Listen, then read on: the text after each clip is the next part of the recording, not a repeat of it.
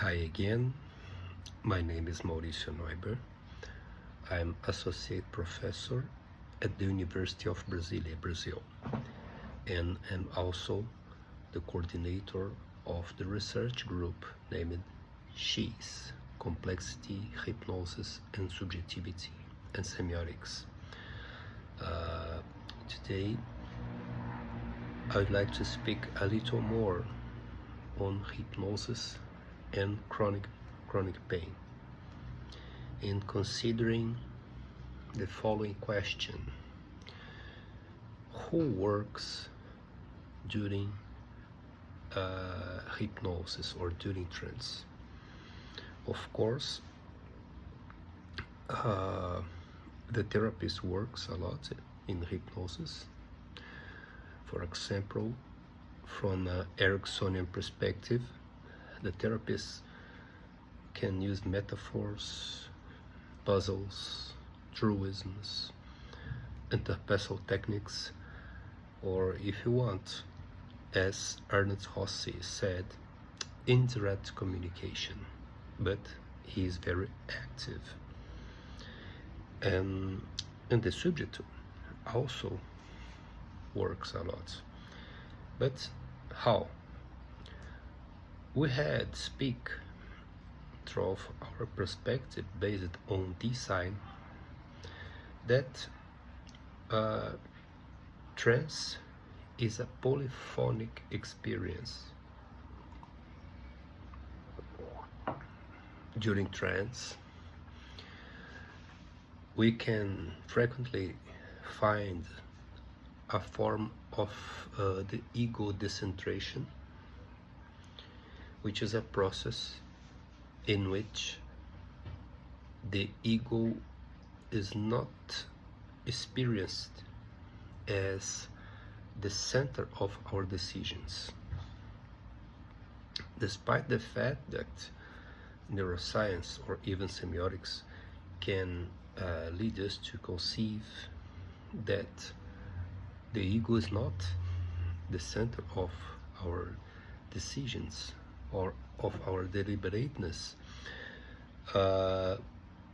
Culturally, especially in Western culture, we have this idea. But during trance,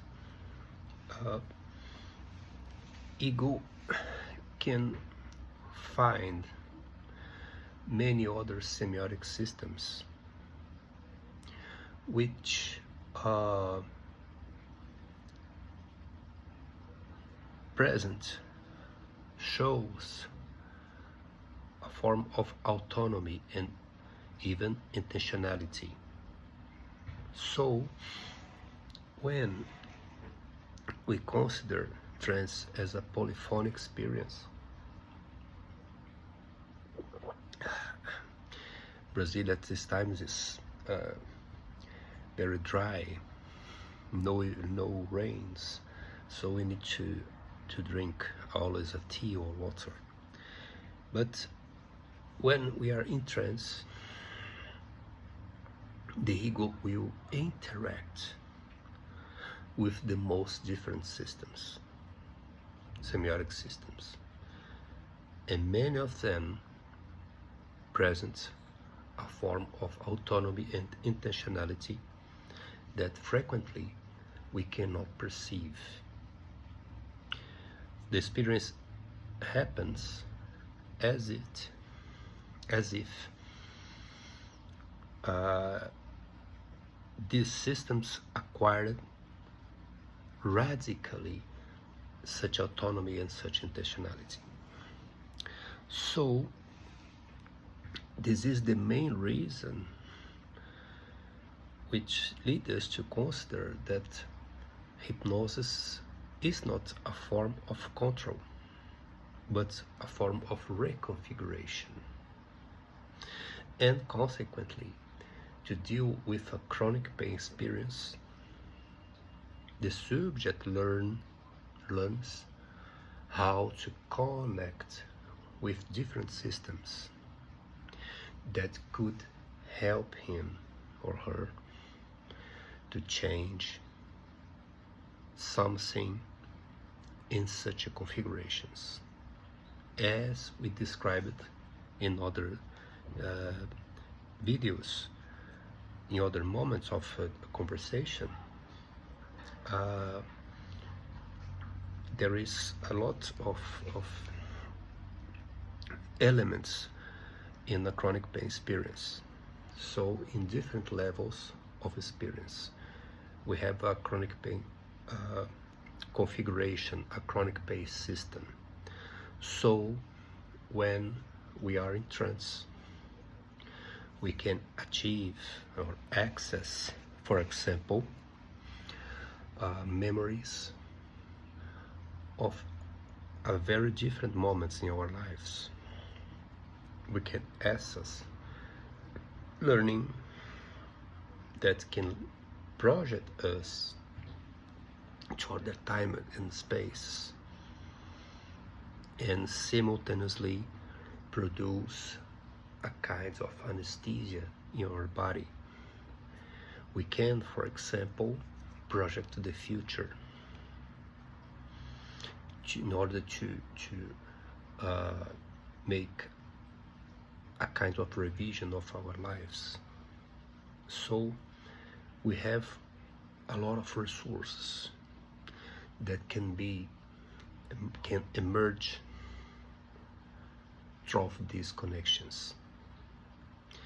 And such a polyphonic characteristics has two very significant implications I would like to highlight now. The first of them is very, very important to chronic pain patients, because it leads to conceive that he or she is not alone. Chronic pain becomes something very suffered, and sometimes acquire a meaning of impossibility, of incapacity, because ego doesn't find the resources, the ways to deal with chronic pain systems. So it is very related to the feeling of the experience of solitude or isolation, which is typical in chronic pain subjects. So if he or she can consider that in themselves there is other systems permeated or organized through wisdom, a form of knowledge, of learnings, memories, emotions that can deal in a very wisdom way, a very beautiful way, to change this experience.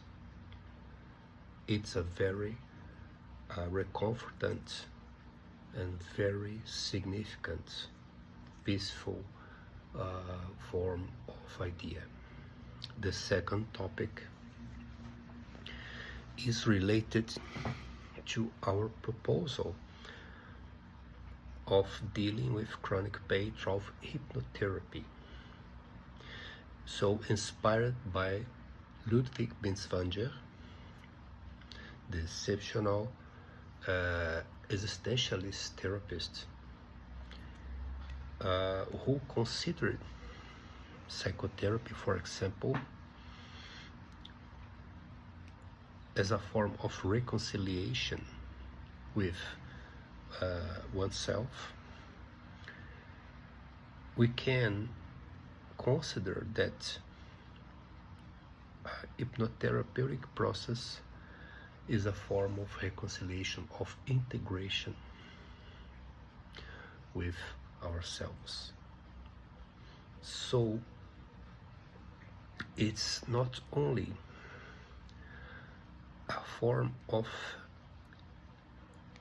of establishing new perspectives of internal dialogue and consequently external dialogue also, but is a very significant form of propose